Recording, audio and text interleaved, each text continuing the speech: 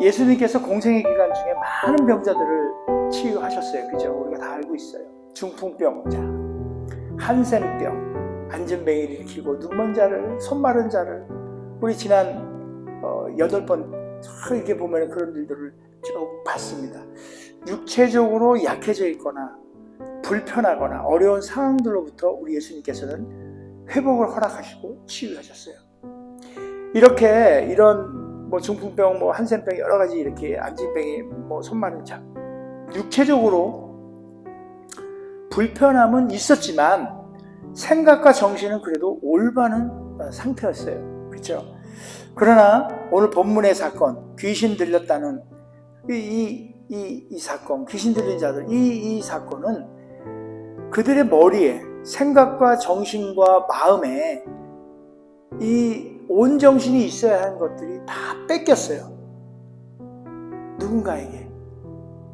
원래 그 몸으로서의 갖고 있는 원래 어떤 목적과 본성이 아닌 그런 행동들을 보이는, 그래서 광인이라고 표현하잖아요. 그런 특징들이, 그런 귀신 들린 자들의 특징인 것 같아요. 마가복음 5장에 이렇게 표현됩니다. 5장 4절이에요. 이는 여러 번 고랑과 쇠사슬에 매었어도 쇠사슬을 끊고 고랑을 깨뜨렸다. 그래서 아무도 그를 제어할 힘이 없다. 이 말은 여러분들 혹시 알고 계신지 모르지만 그냥 제가 이 짧은 인생을 통해서 약간 좀 정신이 이상하신 분들은 제가 폄하하는 건 아닙니다. 힘이 장사예요. 치사하게 힘들이 그렇게 좋으시더라고요. 어렸을 적에 저희 아들이 조그맸을 때 한 3살 그때쯤 됐을 때로 기억을 하는데요. 저희 집사람이랑 아이가 미랄이라는 장애인 단체에 가서 봉사할 때예요. 근데 거기 좀 약간 정신적으로 불편한 분들이 계셨는데 우리 아이를 만나면 그냥 기쁜 거예요. 그 아이가 좋아서. 그래서 달려와가지고 이렇게 예쁘다 이런 표현을 할 줄 몰라요. 그냥 확 밀어버려요, 애를. 그게 반가움의 표시예요. 장난하자는 거예요. 그럼 애가 그 사람 힘이 얼마나 센지 여기서 밀면은 저기까지 나가 동그라지는 거예요. 그런저런으로 다치기도 많이 다치고요. 쇄골도 부러진 적도 있고. 아무튼 그걸 얘기하자는 건 아니고 그분들이 이렇게 온전하지 않기 때문에 그 본성적인 어떤 표현력이나 이런 게 좀 남다른 거죠.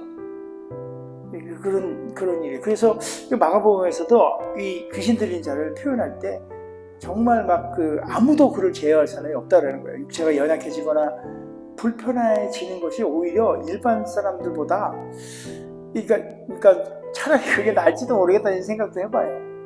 그렇잖아요? 그런 사람들은 정말 힘이 셉니다.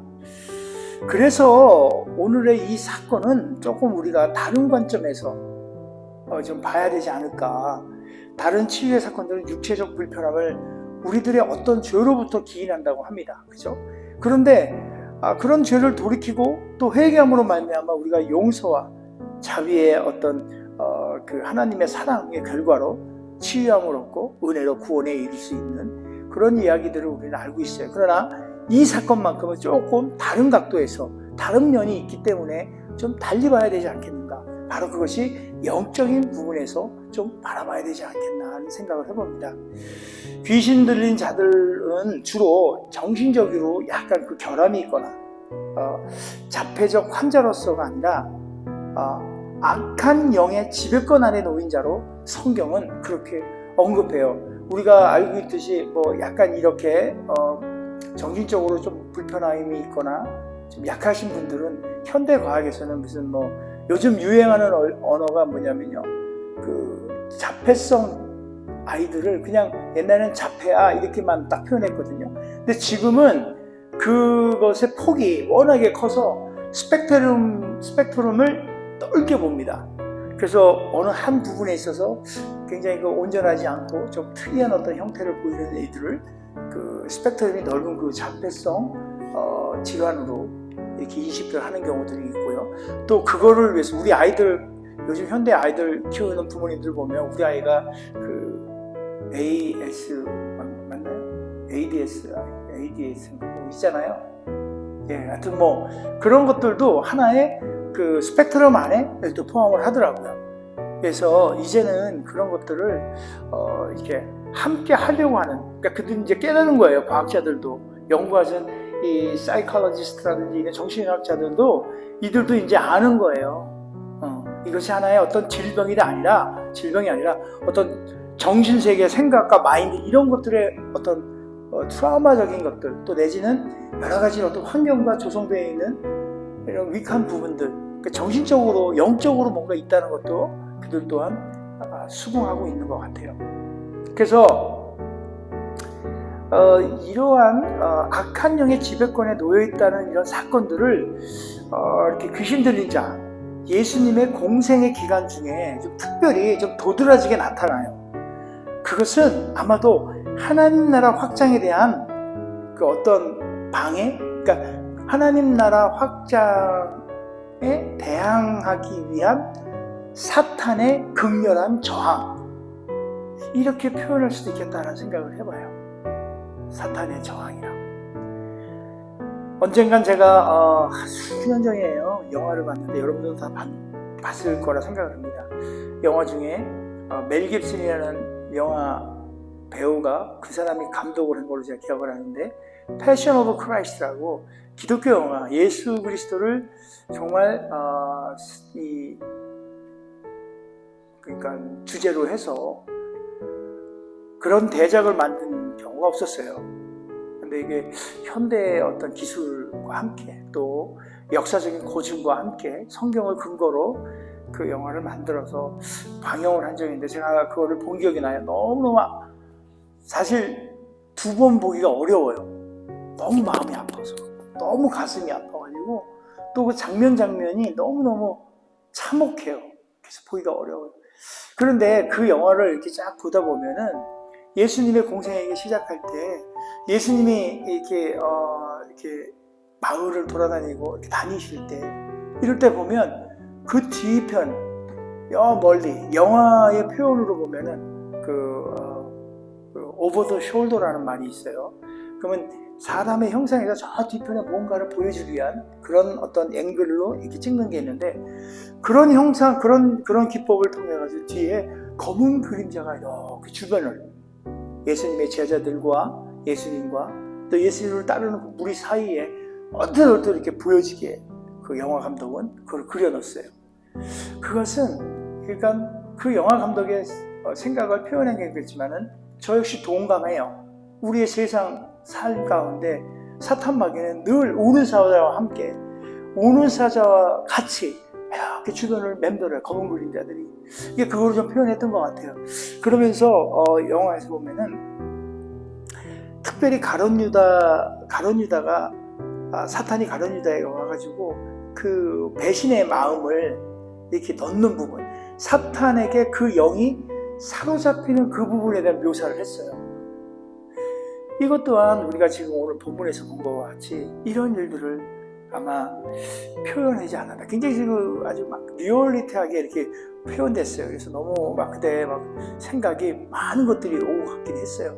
성경에 그냥 읽어지는 그 성경만 있는 것이 아니라 고증된 거와 또 여러 가지 다른 어떤 상황과 성경 전체가 얘기하고 있는 것들을 잘 종합해가지고 화면으로 보여줍니다. 그러니까 굉장히 이렇게 좀 인사이트한 부분들도 생기고요. 그 장면이 아주 좋았던 것 같아요. 제 기억에는. 귀신에게 그렇게 우리를 귀신이, 사탄이 우리의 정신이나 마음이나 생각들을 지배할 수 있다는 거예요. 우리 또한 늘 지배당할 수도 있다는 그런 거예요. 그들은 그래요.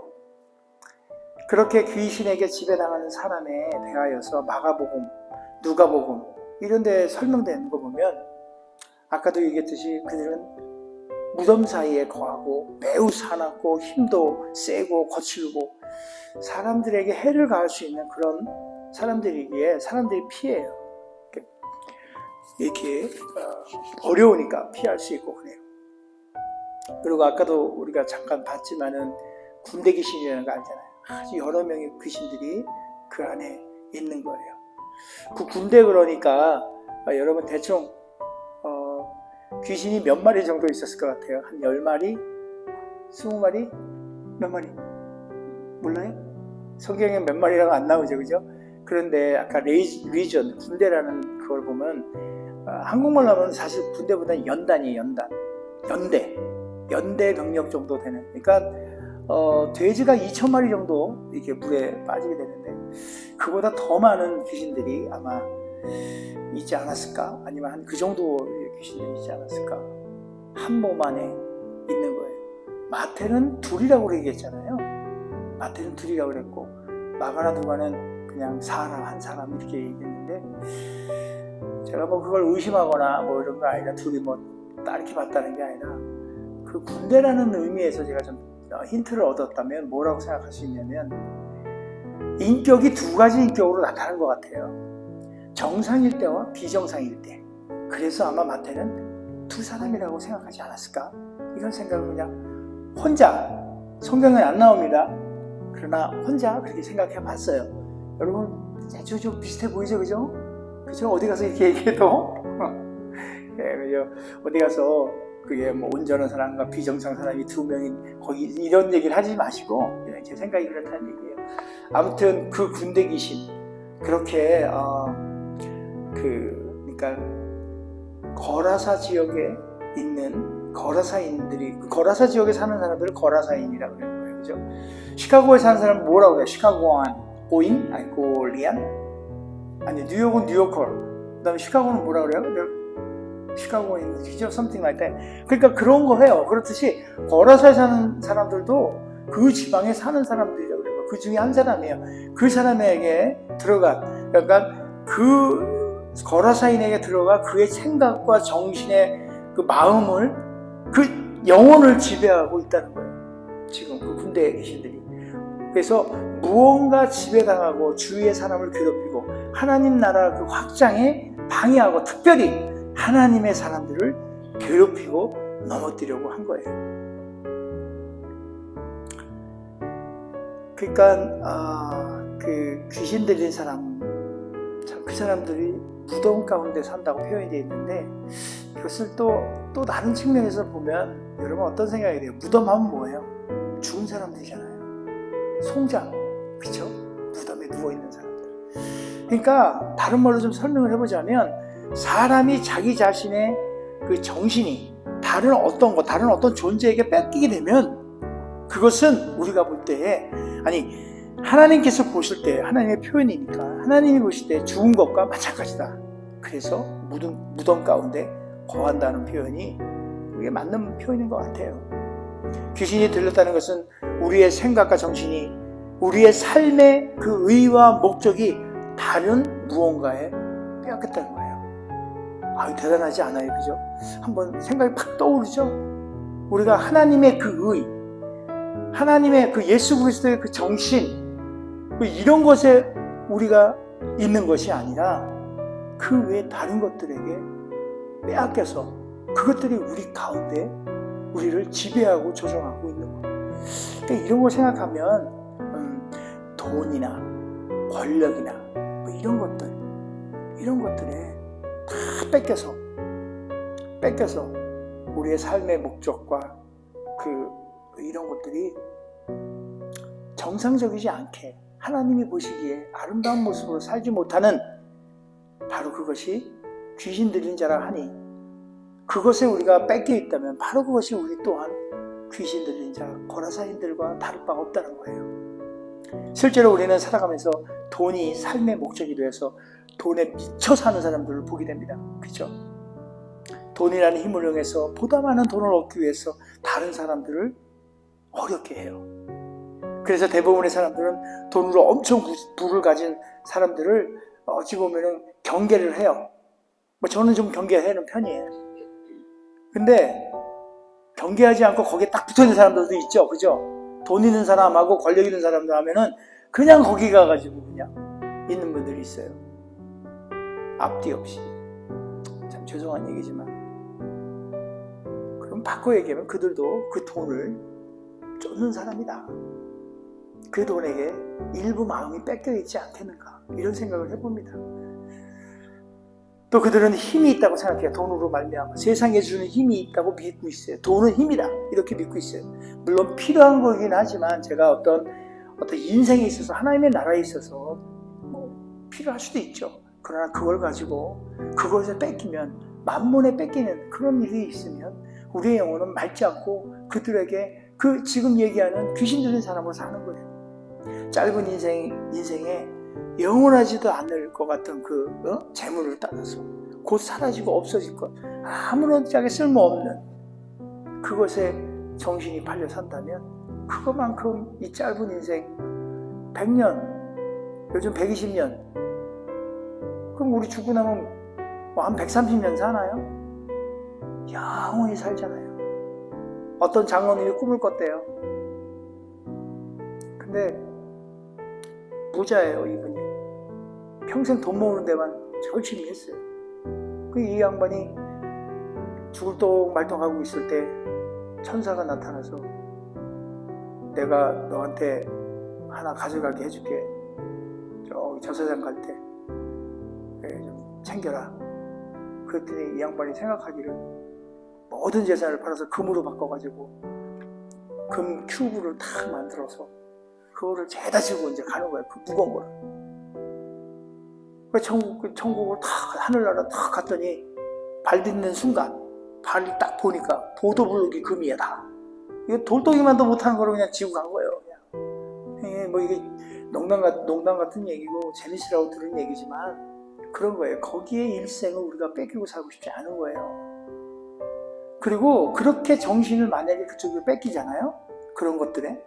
그러니까 세상 것들에 예수 그리스도의 그 의와 하늘나라에 대한 소망과 이러한 것들에 우리가 집중하여 살아야 되는데, 그것을 뺏기고 오히려 다른 세상의 것들을 우리가 채워진다면 자신도 죽이고, 나아가서 가족과 이웃들에게도 그들도 죽이는 일이 돼요. 관계를 일단 절단하게 되죠. 그죠? 그걸 통해서 막 괴롭히게 되죠. 그러니까 그렇게 죽음으로 달려갈 수밖에 없고 무덤 가운데 산 그런 건데도 불구하고 사람들은 오히려 그것이 특권이고 뭐 성공인 줄 알고 성공했다 그러고 그래요.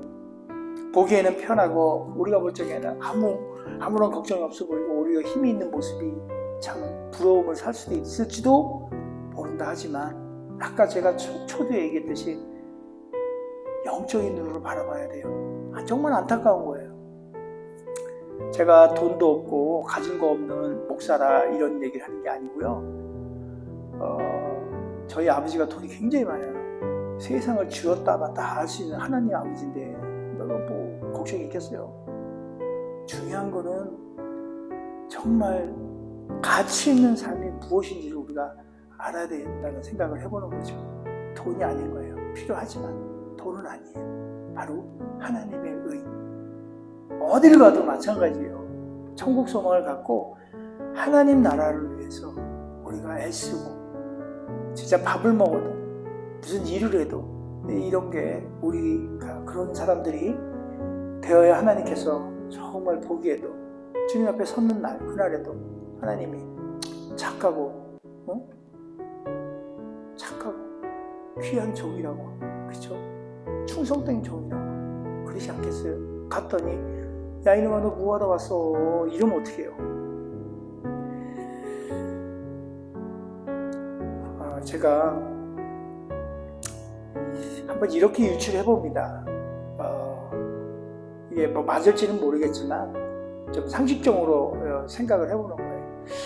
문둥병, 그 다음에 귀신 들린 사람, 중풍병, 안징뱅이, 눈먼 사람, 성경에 이렇게 자주 묘사되는데, 이런 것들은 사실 흔한 병은 아니잖아요. 그죠? 흔한 병은 아닌데 이런 병들이 많이 묘사되고 있어요. 그것은 이런 병들이 이런 것 같아요. 하나님과 사람의 관계가 잘못된 것을 어떻게 보면 설명하고 증상을 표현하기 위해서 이렇게 좀 자주 언급되지 않았나 생각을 해봅니다. 예를 들자면 이런 거예요. 문둥병자, 눈눈병 다 그렇다는 얘기는 아니고 저의 생각이에요.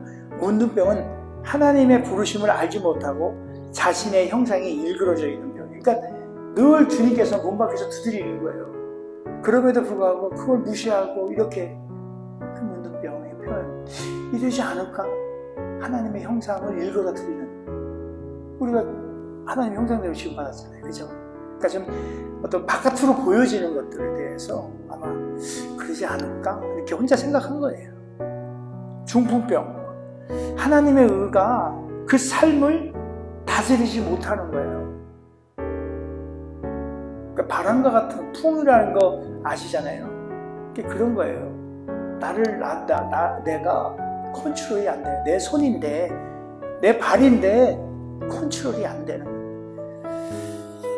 이제 뭐 그렇지 않겠나. 그래서 그 귀신 들린 것 이런 것들은 또 삶의 온전한 삶, 예수 그리스도 안에서의 의로운 삶을 살아야 되는 우리가 다른 것에 뺏겨 살고 있다는 것을 아마 우리에게 보여주기 위해서, 어쩌면 그래서 예수님께서는 이 귀신 들린 자 하나 그거를 고쳐주시고 그거를 통해서 우리에게 시사하는 바를 크고 이런 걸 하시려고 거라사 지방에 가셨는지도 모르겠다 하는 생각을 해봅니다. 우리 세상에서 표현할 때 정신 나갔다 그러잖아요. 정신 나갔다. 그게 뭐냐면 마음과 생각, 정신들이 다른 거에 의해서 지배당했을 때 정신 나갔다 그러는 거예요. 정신 나갔다. 어렸을 때 제가 보면은요, 정신 나간 사람들 되게 보면요, 동네에서 참 예쁜, 이상하게 동네에서 예쁜 아가씨가 그래요. 오늘같이 비 오는 날 되면요, 바깥에 나가서 뭐 얘기를 해요. 하늘을 보고 뭔가.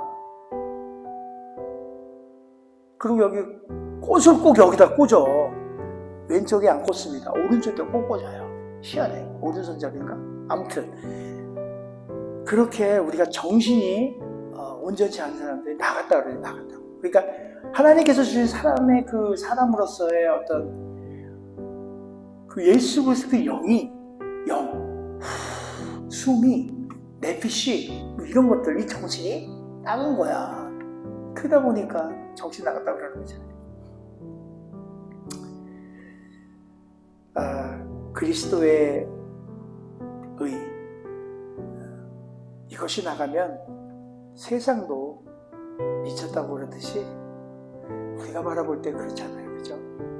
그러니까 우리는 미친 사람을 소위 말하면 세상이 대하듯이 그 미친 사람을 미쳤다고만 이렇게 생각할 것이 아니라 그가 악한 영에 사로잡혀 있다고 우리가 영적으로 바로 봐야 돼요. 그럼 어떻게 해요? 굿하나요? 굿을 해나요? 아니죠. 네, 그를 위해서 기도해야 돼요.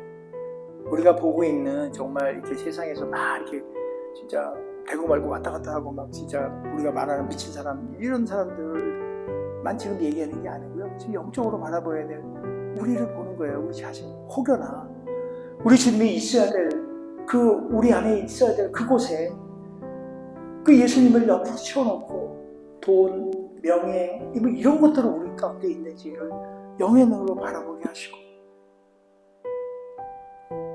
우리의 자녀들, 그들의 미래, 우리의 이웃들, 내 가족들, 이들 또한 그 영으로 바라보게 하세요. 돈에 미쳐있는, 권력에 미쳐있는, 어떻게 해야 돼요? 함께 기도해야 됩니다. 그 사탄의 영과 우리가 같이 싸워야 해요. 기도 외에는 그 일을 할 수 있는 게 없습니다. 말씀으로 무장하고 말씀의 검을 들고, 그죠?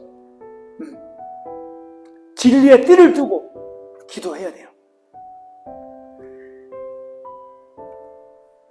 여러분, 제가 조금만 더 얘기를 하자면, 사실 돼지 얘기도 하고 싶었는데 돼지는 다음번에 한번 기회가 되면 돼지 이야기 할게요. 돼지가 바다로 가요. 돼지 떼들이 쫙 바다로 갑니다.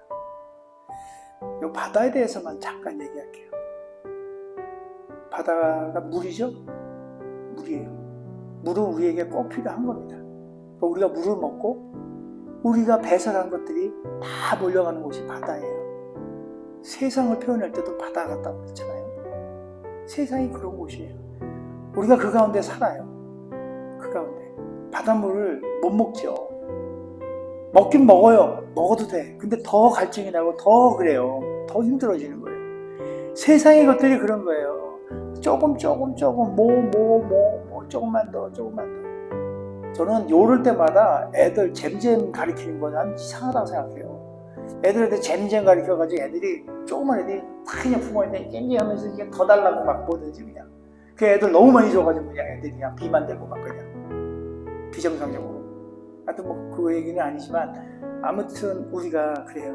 세상 가운데 뭔가를 차지하게 되면 조금 더 이러잖아요. 그럼 바다에 돼지들이 달려가는 거예요.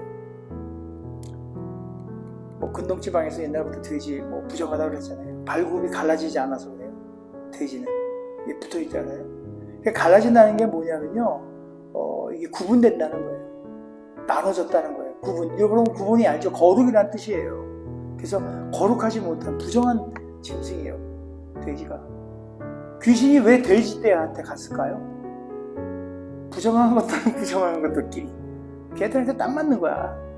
그러니까 무적행위로 갈 수밖에 없는 예수 그리스도의 그 뭐라 그래야 돼요? 능력으로 그 귀신들을 딱 무적행위 안으로 가둬버릴 수 있는데 그거를 아는 거야 얘들도. 그래서 그냥 돼지에다가 들어가게 해주세요. 그러니까 그냥 가라.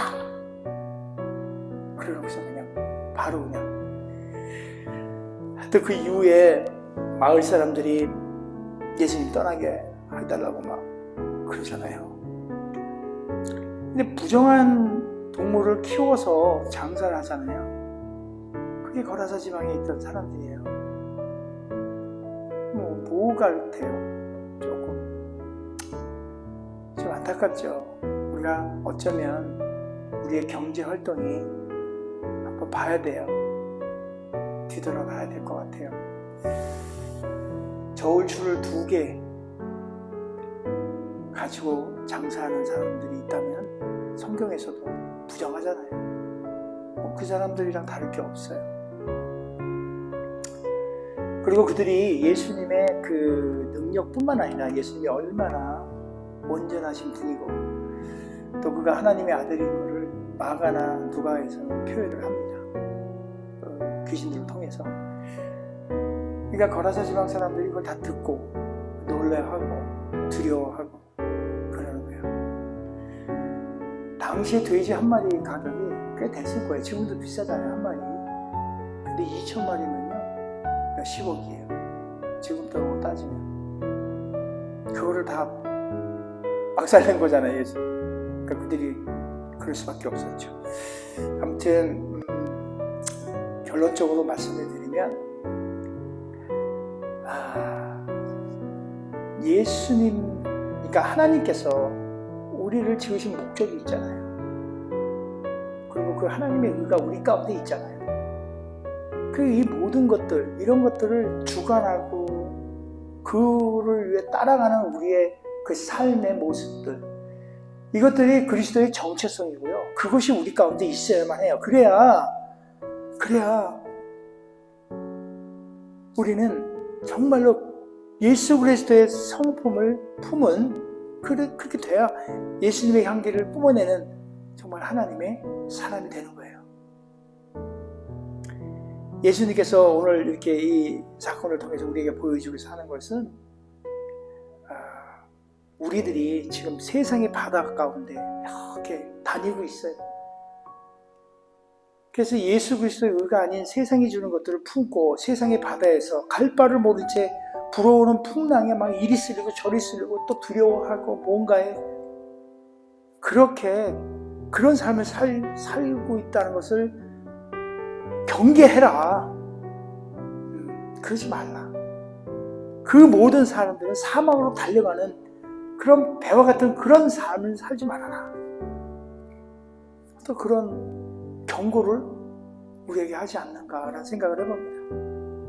우리들의 마음 생각 안에 예수 그리스도의 생명이 있다면 어쩌면요 예수님의 풍랑을 잠재우잖아요. 그럼 예수 그리스도의 생명이 있다면 그런 바다, 험한 바다가 있다 하더라도 예수님께 그 풍랑 가운데 주무셨듯이 우리도 아무런 관계없이 살아나갈 수 있는 거예요. 그리스도의 본성을 품고 오히려 예수 그리스도의 성품이나 이런 것을 버리고 사는 그 귀신 들린 자들을 향하여 우리가 우리의 인생을 보여주고 예수 그리스도의 향기를 뿜어주고 그런 삶을 보여줌으로 말미암아 우리는 예수님이 우리를 창조하시고 그 목적에 맞는 삶을 사는 거예요. 오늘의 이 사건을 통해서 우리 가운데 우리 안에 있는 모든 세상의 것들을 좀 띄어내고 버려내고 쫓아내고 오직 생명의 예수 그리스도를 품고 우리에게 주어진 목적을 향해 나아가는 저와 여러분의 길을 주님의 이름으로 축원드립니다.